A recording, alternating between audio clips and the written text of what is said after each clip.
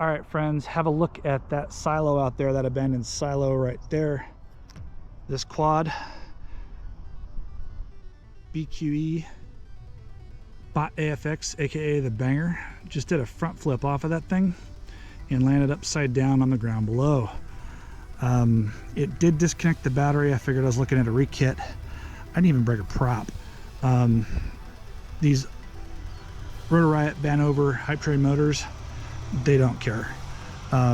This BQE frame does not care. You can see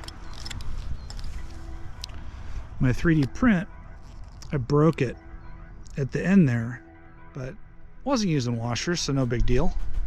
Okay, the GoPro Hero 8 that was riding front side of that thing is absolutely fine. It recorded everything. We'll see if I can get it mixed together, but I gotta tell you, this is a tough quad. It does not care. So get outside, go rip.